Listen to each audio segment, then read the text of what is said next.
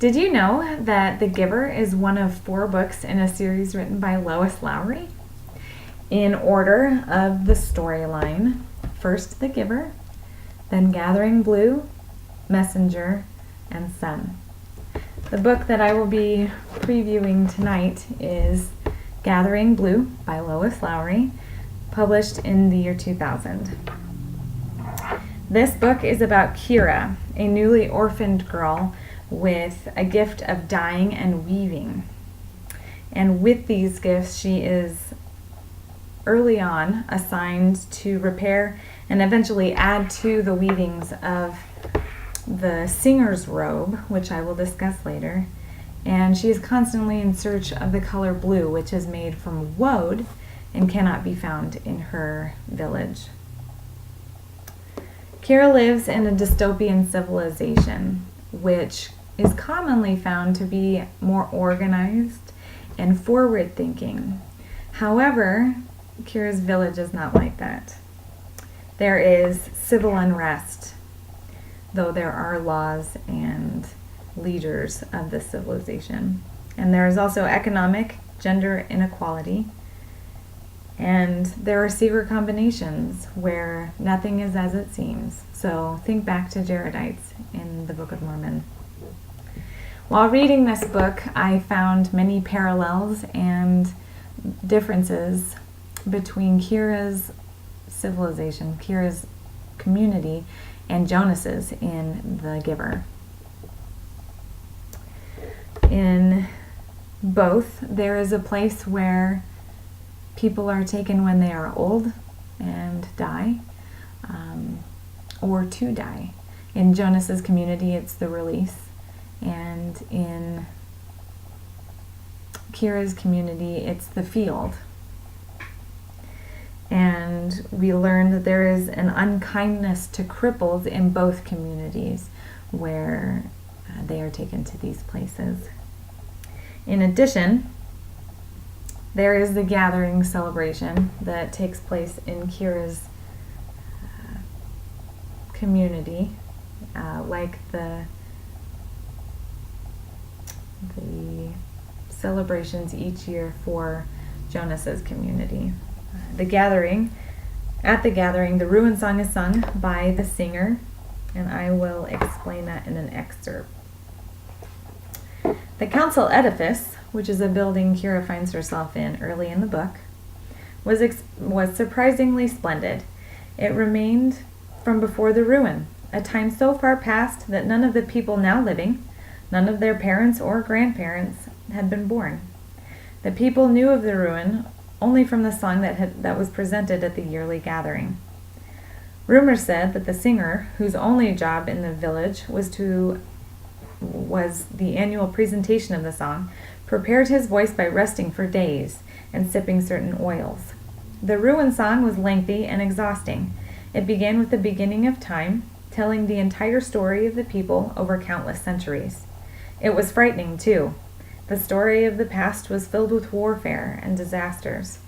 Most especially, it was frightening when it recalled the ruin, the end of the civilization of the ancestors. Verses told of smoky, poisonous fumes, of great fractures in the earth itself, of the way huge buildings toppled and were swept away by the seas. We see a tie here between the gathering and the receiver and the giver. These stories differ in a few ways. The first would be that running water in a building is a hot commodity. In homes, it doesn't happen in Kira's village, although it does happen in her home, her new home that she finds in the council edifice. In addition, families are not close to one another, and in fact are commonly unkind. I will show how this is to be known. Kira is having a conversation with her friend Matt during her experience in the council edifice. And she be in there, her with the horrid scar? Kira knew whom he meant. Yes, she's the accuser. She's hard, that Vandara. She killed her own tyke, they say. Made him eat the oleander, they say. Sat with him and held his head till he ate it, though he didn't want to. Kira had heard the story. It was judged an accident, she reminded Matt, though she had her doubts. Other tykes have eaten the oleander. It's a danger having a poisonous plant grow wild everywhere. They ought to pull it all up, not leave it where the tykes can get at it. Matt shook his head. We be needin' it there to teach us, he pointed out. Me mum, she slapped at me when I touched it. She slapped my head around so horrid hard I thought my neck would crack. It's how I learnt about the oleander. So we see that mothers are unkind to their children. And in this particular passage, we also see that precision of language, as pointed out in The Giver, does not occur in Kira's community. Matt, where he is from, the part of the village that he is from, is known for their lack of elocution. In addition, language is different for Kira than it is for Jonas. A term that would mean reproduction for us would be known as coupling, and as learned in the passage, tykes is another word for young children. This book, along with its sister book, The Giver, I would consider controversial literature because the treatment of children is particularly harsh, especially for those who are crippled. And there is actually a significant sense of violence and mockery throughout the entire book. I would also say that children, those who are curious and ask questions, tend to cause a lot of trouble for the elders of these communities and are treated poorly because of that as well. Finally, sexism is a common issue in this book. Women are not allowed to hunt, and it is illegal for them to learn to read and write. And they are separated from men after childhood for the duration of their lives, generally speaking. I love dystopian novels, and I fell in love with the idea through The Giver and its subsequent novels.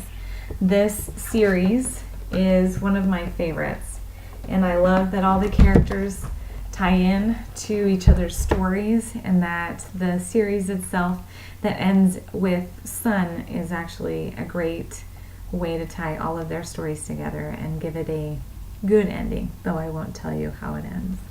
I recommend these books for older children, perhaps ages 10 and up, because of the controversial factors, and I would especially recommend it for young adults and adults. Thank you.